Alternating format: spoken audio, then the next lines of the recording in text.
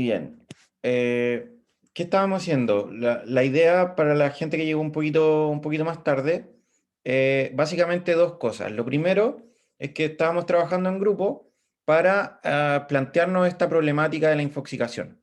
Y la problemática de la infoxicación que nos impacta en cierta medida a todo el mundo, ¿cómo la podíamos solucionar?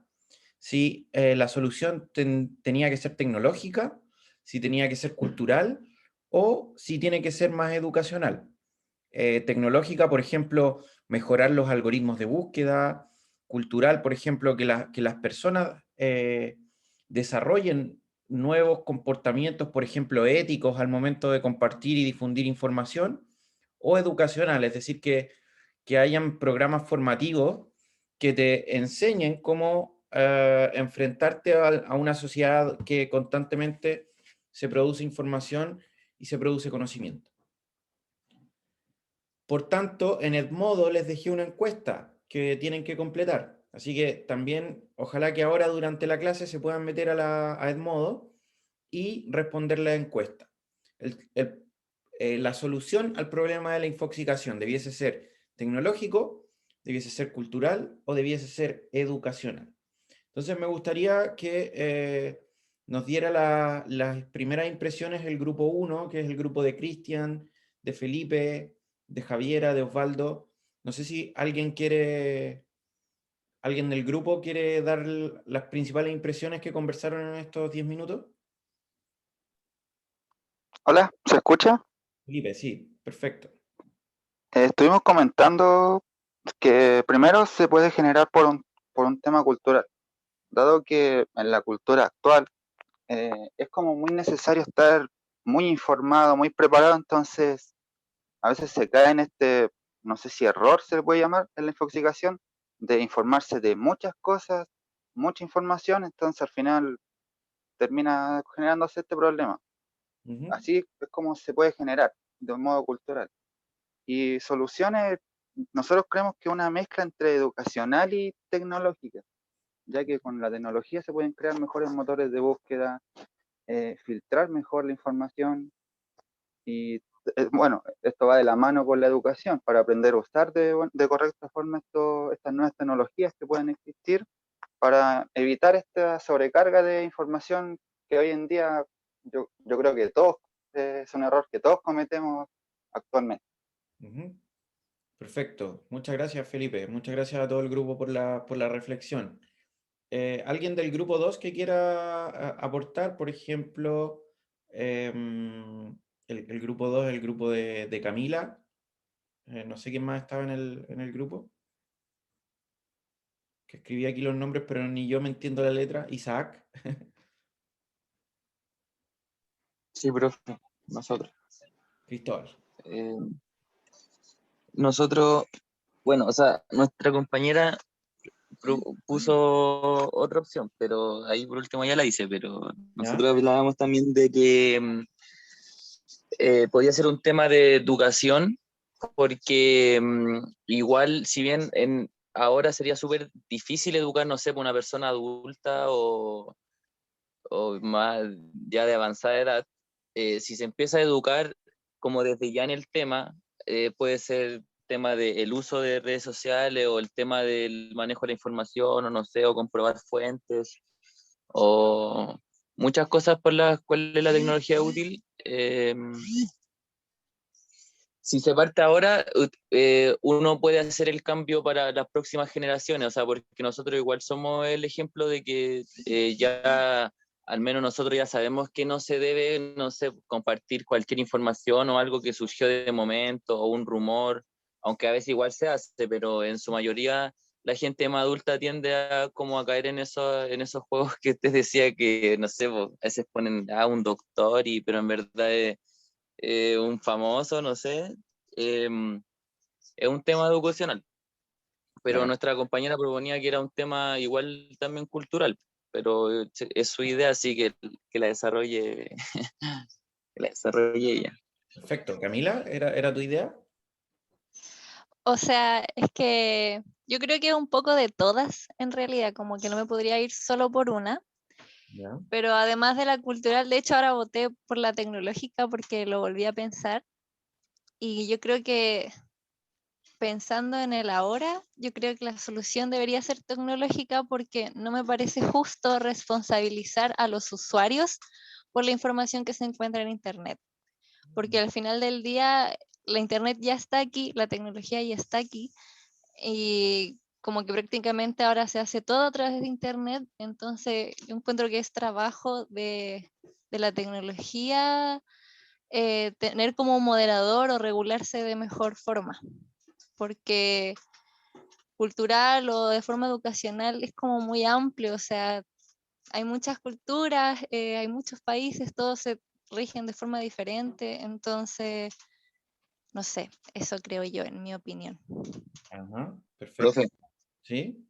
se puede como debatir o algo así. Es que yo siento que, Por supuesto, es la idea. o sea, yo lo que le decía o sea, lo que decía a mis compañeros es que yo sentía que igual, no sé, pues ya, si no se puede culpar al usuario porque, claro, él no nació con esto, o sea, ha sido un proceso. Pero a su vez yo siento que igual la tecnología es súper útil y está a nuestra disposición, pero hay veces que el ser humano es el que decide usarla de mala forma, como que eh, la tecnología está, o sea, fue creada para ser una herramienta para el ser humano. Y sí, en muchas ocasiones lo es, pero otras veces como que el ser humano decide como ensuciarlo, o sea, ocuparlo para malas cosas, para malas prácticas. Entonces, eh, nosotros igual a veces complicamos las cosas, no sé, yo, o sea, siento eso, como que el ser humano a veces decide complicar más las cosas. Es un ser complejo. Sí. ¿Profe? No, Y, no, es que yo creo, eh, es que hoy en día usar la tecnología no es una opción. O sea, tienes que sí o sí usar tecnología. O sea, Claro. sobre todo ahora en contexto pandemia, ya no es una opción tener o no celular. Es casi una necesidad básica. Ujú. Entonces, no puedes pedirle a una persona que tiene menos educación que tú que no sé, sepa usarlo de mejor forma, porque ya no es un hecho de que solamente los adultos comparten fake news. O sea, hay gente de nuestra edad e incluso más pequeña que comparte información también que no es real, Ujú. solo porque lo dice un TikTok. Entonces, Claro. yo sí creo que no es correcto responsabilizar al usuario por eso. Ujú. Perfecto. Súper bien, Camila. Profe, Profe, ahí para añadiendo contar un también, poco, a ver, no sé, déjame hablar un poquito, es que dale. al final habíamos dicho que la solución era un poco de todos, porque si nos vamos por el lado tecnológico, no todos los entes están, no todos los entes que dan información tan regulados. Mucha gente, mucha información que llega a internet es gente como uno. Entonces, quizás a esa gente también se les podría educar, como también la educación no va a cubrir, no va a solucionar todo el problema. Entonces, al final, no hay una solución perfecta para la infoxicación. Sí, perfecto, súper bien. Nico, ¿querías decir algo? Sí, profe, yo quería aportar un poco al debate y también desde el punto de vista de mi grupo. Ahí nosotros determinamos que claro, si bien el problema, o sea, tenemos este gran problema, la solución va esencialmente en la educación y también después una combinación con la tecnología. Y ahora bien, para aportar o sumarme al debate que se generó, yo creo que con respecto a lo que estaba diciendo la compañera Camila, encuentro que por ahí mismo va la respuesta, o sea, llegamos como a medida que fuimos hablando las distintas opiniones, se fue llegando a un desglose en el que efectivamente está este problema, la tecnología es una ayuda, pero como eso mismo tenemos gente que de distintas edades compartiendo distintos tipos de información, hoy en día lamentablemente ya como que hasta las cosas más objetivas están subjetivizadas, todo es tema de conversación, o sea, 2 más 2 a veces es 5 y hay que respetar esa opinión. Entonces, en ese sentido, yo me sumo a lo que decía el Cristóbal, que es que educar es la base de, entonces hay un poco en el que yo siento, ahora me desligo un poco de la opinión del grupo, que es como que hay generaciones que ya está tan como pasado para la punta la infoxicación y la sobreinfoxicación que hay que empezar a plantar las bases que para para las próximas generaciones no sea ese mismo escenario. Un poco eso es lo que yo opino. Perfecto, gracias Nico. No sé si alguien de lo otro, del último grupo tiene alguna opinión. El último grupo era el de, bueno, justamente el de Nico, el de Daniel y Manuel. Es que anoté los nombres, pero ni yo me entiendo la letra. O se quedan con la opinión de Nico.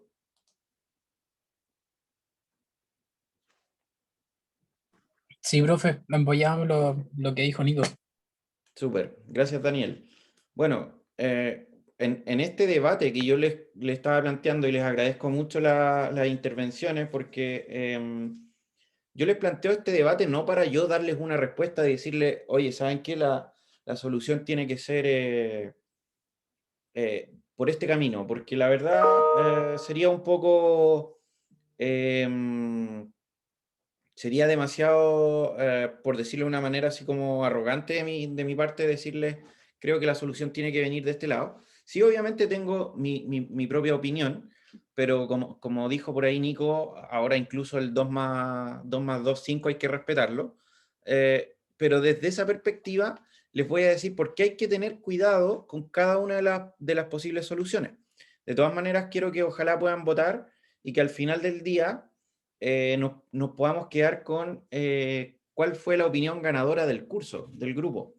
Yo igual voy a votar en mi propia encuesta, pero solo para efecto estadístico. Es decir, somos 15, de los 15, ¿cuántos estamos de acuerdo con que la solución es A, B o C? Así que lo pueden hacer en Edmodo. Pero ¿por qué hay que tener cuidado con esto? Con los 3 puntos. O sea, ustedes hablaron mucho de los beneficios, pero yo también hablaría un poco de los temas más, por decirlo de alguna manera, de los temas más controversiales de cada uno de los puntos. Por ejemplo, si hablamos de que la solución tiene que ser tecnológica, podemos decir, sí, mejoramos la tecnología y esto nos va a arreglar el problema. ¿Por qué? Porque si mejoramos los algoritmos, por ejemplo, vamos a encontrar mejor información, los algoritmos van a seleccionar la información por nosotros, en base a nuestro perfil, en base a nuestros intereses, en base a lo que previamente hemos revisado en Internet. Los buscadores van a ser más personalizados, van a buscar información que está de acuerdo a la programación definida, de acuerdo a mi perfil. Entonces, nos podemos encontrar con que la tecnología puede mejorar mucho desde el punto de vista de los algoritmos, se puede hacer muy sofisticada, pero ojo, que los algoritmos no son neutros, y eso es súper importante, los algoritmos también tienen sesgos, y, por ejemplo, un algoritmo puede determinar que tú consumas un contenido o no, ya sea, por ejemplo, supongamos que, voy al tiro contigo, Daniel, eh, supongamos que yo soy partidario de determinado partido político, entonces quiero normalmente consumir información que se asocia a mi ideología política. Lo que va a pasar en el fondo, y que lo dicen muchos teóricos, es que tú te terminas poniendo una burbuja informativa y solo lees lo que quieres leer y no lo que realmente te sirve. Entonces, esta como relativización de la información se hace súper compleja porque, por ejemplo, un fenómeno que para mí puede ser muy, muy malo y muy negativo, para otra persona puede ser beneficioso. Y depende del tipo de contenido que tú consumes, pero la tecnología puede inducirte a consumir ese tipo de contenido que solo se asocia a lo que yo quiero leer, a lo que yo estoy de acuerdo, y me da igual si es verdad o no. Si, en el fondo, el tema es, si me conviene, lo asumo como verdad. Si no me conviene, no lo asumo como verdad. Dale, querías decir algo. Sí, profe, no iba a decir como algo parecido al suyo, que cuando dijo personal, ahí como que yo no estoy de acuerdo que debería ser como un ajuste, un arreglo personal a los gustos de cada uno, porque ahí, claro, pasaría eso de que cada uno tendría como su punto de vista o su perspectiva de la realidad que quieren ver ellos personalmente. Y que al final crearía como más polos en la sociedad que algo más neutro. Exacto. Pero ojo que eso es lo que está pasando hoy en día. O sea, por ejemplo, tú te metes a Twitter y en Twitter tú, en el fondo lo que haces es elegir lo que quieres leer. O sea, entonces empiezas a seguir a ciertos actores que informan de acuerdo a lo que a ti te interesa y de acuerdo a lo que tú asumes como verdad. Y además Twitter, como entiende más o menos lo que ya te interesó leer, te va a empezar a recomendar y a mostrar cosas que Twitter asume que a ti te gustan. Y pasa lo mismo con Instagram, pasa lo mismo con TikTok.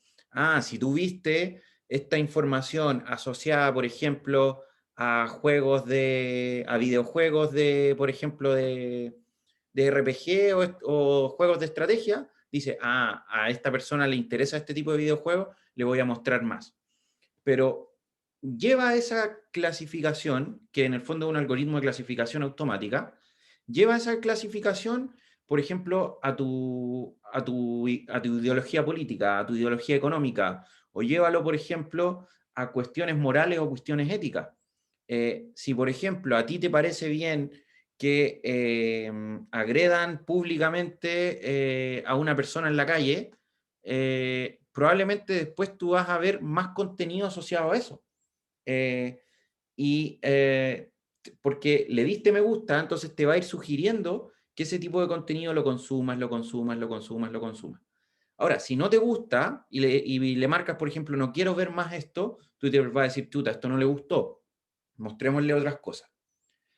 Hay un documental súper bueno que se llama El dilema de las redes sociales. Entonces, muestra cómo un algoritmo es capaz de saber incluso qué mostrarte de acuerdo a tu estado de ánimo.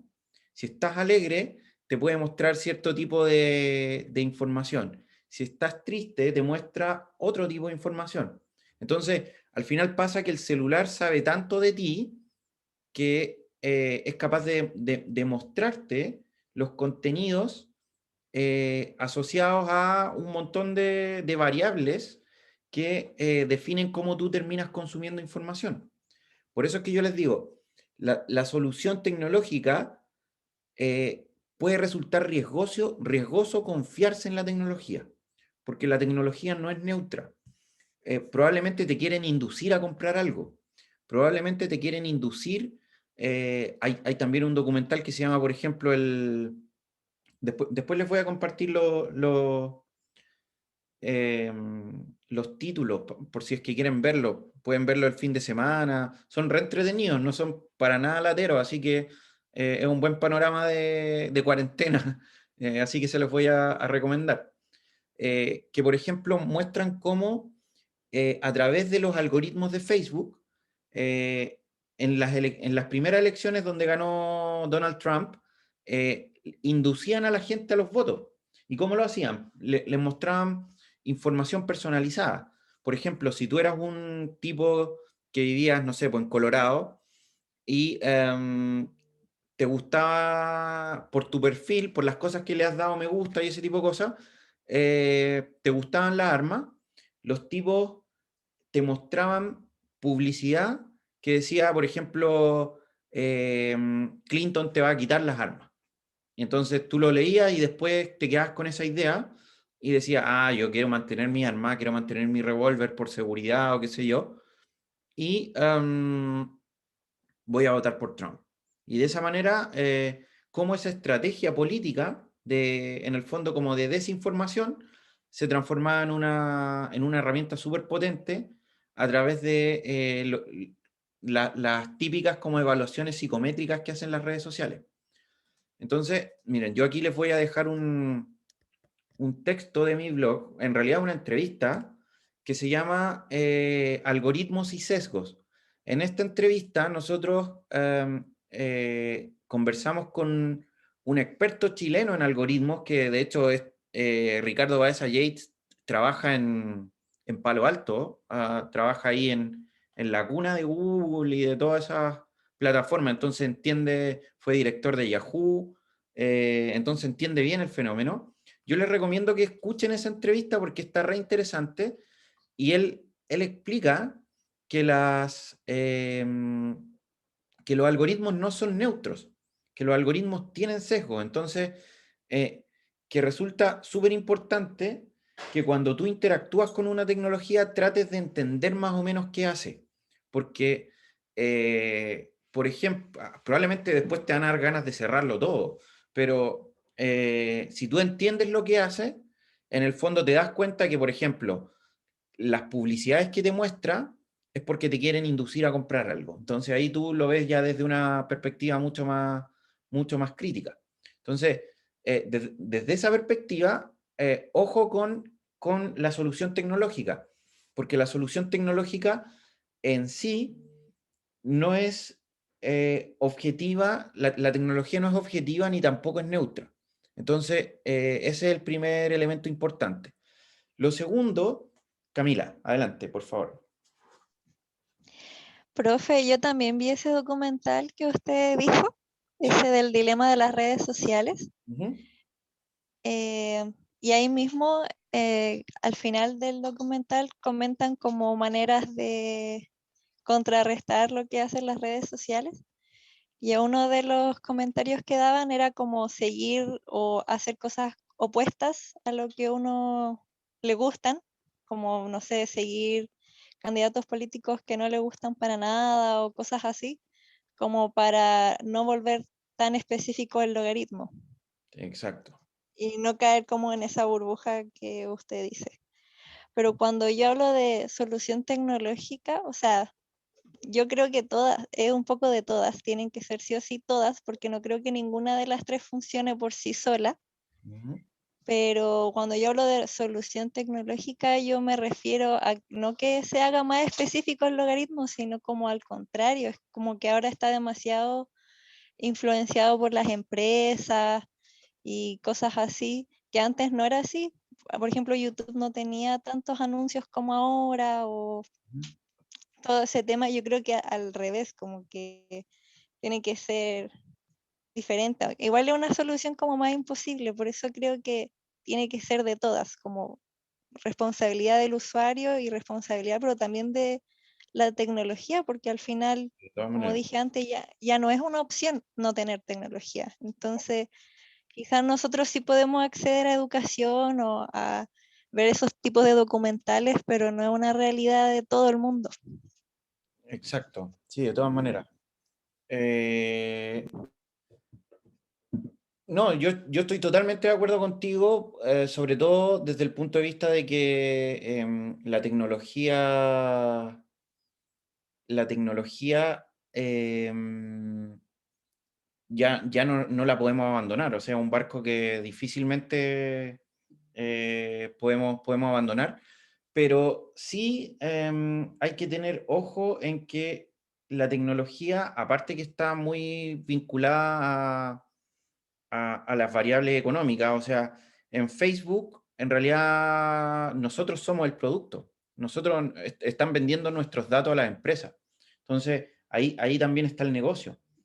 Y por eso es que se habla de sociedad de información, sociedad del conocimiento, porque al final los datos son los que generan valor.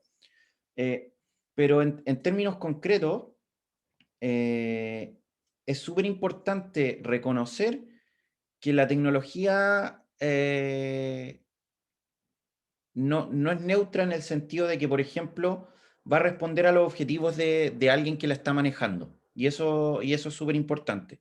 Y por otro lado, también es súper relevante plantear el siguiente tema, que es pensar cómo una solución cultural podría eventualmente contribuir. Pero ojo que eh, el desarrollo cultural es complejo y normalmente guarda mucha relación con los dos valores anexos. O sea, hemos visto en la clase que se desarrolla una tecnología y cambia la cultura.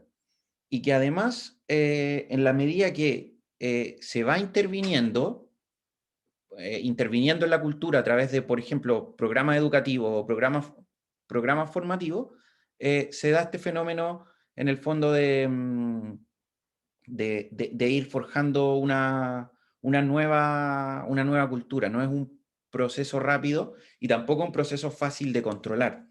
Y por otro lado, lo educacional, desde mi opinión, es indispensable, y es indispensable a cualquier nivel, pero también vemos que la educación está absolutamente desnivelada, por decirlo de alguna manera. Entonces, vamos a tener y enfrentarnos constantemente a las mismas brechas que nos estamos enfrentando constantemente cuando hablamos de educación. Entonces, aquí pareciera que el problema es complejo, y al ser complejo requiere un abordaje también más complejo. Entonces, bueno, me parece súper interesante el debate. Como yo les decía, tenemos harta información en internet que podemos revisar. Hay un libro que se llama La dieta informativa, que también el tipo plantea ahí, en realidad lo que hace ese tipo es una cuestión bien interesante, que él dice, consumir información hoy en día es exactamente lo mismo que consumir comida chatarra. ¿Y por qué lo plantea en esos términos? Glenn Johnson dice, lo que ocurre es que, al igual que las grandes cadenas de comida chatarra, se dieron cuenta de que si te venden alimentos altos en azúcar, altos en grasas saturadas, o alimentos, por ejemplo, con altos niveles de sodio, que en realidad son cosas que no le hacen bien al organismo, pero que son ricas y de hecho generan una suerte de adicción. O sea, el otro día, de hecho, yo le decía a una amiga, así como me hace falta grasas saturadas porque necesito un poco más de alegría. Y es verdad, o sea, cuando uno come algo dulce o cuando uno come grasas saturadas, como que esa sensación como de felicidad, y no es por nada que el eslogan del McDonald's está asociado con el concepto de felicidad. Entonces, al igual que como estas cadenas de comida rápida se dieron cuenta que estos elementos perjudiciales para el organismo generan una suerte de adicción y se comercializan mucho, de igual manera los medios de comunicación y los entornos informativos se dieron cuenta que, no quiero ponerlo en términos de farándula, pero se dieron cuenta que la información más llamativa es aquella información que le genera emociones al lector, y no la información que pudiese resultar un poco más, entre comillas, objetiva. Por eso es que en Internet proliferan tanto este tema de, por ejemplo, los clickbaits o ese tipo de cosas. ¿Qué son los clickbaits? Por ejemplo, estos titulares que dicen, no creerás lo que hizo este niño. Y tú lo lees ese titular y dices, chuta, quiero saber qué hizo el niño. Entonces tú entras, haces clic y, por ejemplo, ves el video o ves el comentario y dices, chuta, no era tan interesante, no era tan... O por ejemplo, cuando los medios titulan algo así que dice, todo lo que tienes que saber para... o por ejemplo, la respuesta que le dio el presidente a tal cosa. En vez de informar más directamente, la idea es ganar clics. Entonces, si tú le das un clic al medio, en el fondo, al darle clic, ese medio está ganando en publicidad, está ganando en recursos y está ganando en muchos otros elementos. Entonces, desde esa perspectiva nos enfrentamos a un escenario... chuta, llegué tarde al no spoiler que me manda Nico, pero en ese sentido, en el fondo los elementos de información pareciera que el objetivo ya no es informar, sino que el objetivo es vender. ¿Y qué es lo que realmente vende? Lo que realmente vende es la emoción, algo que le genere una emoción, ya sea una emoción negativa, incluso puede ser una emoción negativa de rabia o de reacción, como, por ejemplo, también puede ser una emoción positiva y una emoción asociada a mi propia ideología. Sobre los documentales, hay 2 en Netflix, no sé si están todavía, pero se los voy a dejar en el chat. El primero se llama El dilema de las redes sociales y el segundo se llama Nada es privado. Esos 2 documentales son bien interesantes para que los puedan leer sobre el tema del consumo de información en redes.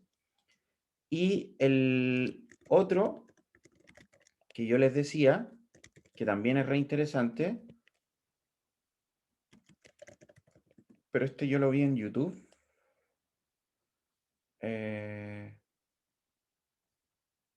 No sé si estará todavía. Se llamaba El juego sucio. Cómo Donald Trump ganó las elecciones. Lo estoy buscando en YouTube. No, parece que lo bajaron. Parece que lo bajaron de YouTube, pero lo voy a buscar. Y si lo encuentro se los voy a compartir, pero en YouTube ya no está disponible. Y si ustedes lo encuentran, también lo pueden compartir en Edmodo, el juego sucio, como Donald Trump ganó las elecciones, así se llama. Y bien, entonces, súper interesante, estoy muy agradecido por sus opiniones en el debate, siempre es bueno conversar este tipo de cosas. Y antes de cerrar la clase, quiero contarles un poco hacia dónde vamos, ¿ya? Nos estamos planteando si la solución es tecnológica, si es cultural o si es educacional. Y también vamos a pensar en cómo incorporar prácticas integrales que involucren tecnología y que involucren elementos formativos que nos permitan gestionar el conocimiento, porque nosotros lo estamos viendo en concreto ahora desde el punto de vista individual, es decir, cómo nosotros como individuos, como personas, nos enfrentamos a un escenario de infoxicación al meternos al celular o al meternos a nuestro computador o al navegar por internet o todas las cosas domésticas que hacemos, ir a hacer un trámite online o ir a, bueno, todo lo que hagamos genera en cierta medida datos, pero también pensar cómo esto influye y cómo tiene sus bemoles desde el punto de vista colectivo, desde el punto de vista organizacional, ¿ya? Es decir, si resulta complejo para un individuo enfrentarse a este escenario de infoxicación, imagínense lo complejo que resulta para un colectivo, es decir, un grupo de personas unidas con un objetivo más o menos similar, que a eso le podríamos decir que puede ser una empresa, una organización, una ONG, como un colectivo le influye reaccionar y accionar en función de este escenario de infoxicación, ¿no? Entonces, bien, con esto cerramos esta sesión y la próxima clase vamos a ir en el fondo concluyendo sobre cómo la complejidad de la información o la definición propia del concepto de dato, información y conocimiento nos va a dar luces sobre cómo lo tenemos que tratar, ¿ya? Y a partir de ahí vamos a hablar de 3 niveles de gestión de información y de gestión del conocimiento en las organizaciones. Y este nivel va a estar asociado a la complejidad de la organización y asociado también a la complejidad de lo que queremos gestionar, ¿ya? Entonces, con esto terminamos la sesión de hoy. Les agradezco nuevamente mucho la participación. Y la próxima sesión vamos a iniciar también con una pequeña actividad introductoria. Y posteriormente vamos a continuar con la materia, pero vamos a iniciar propiamente con materia de gestión de información y de gestión del conocimiento. Vamos a definir las técnicas y todo lo demás. Así que eso.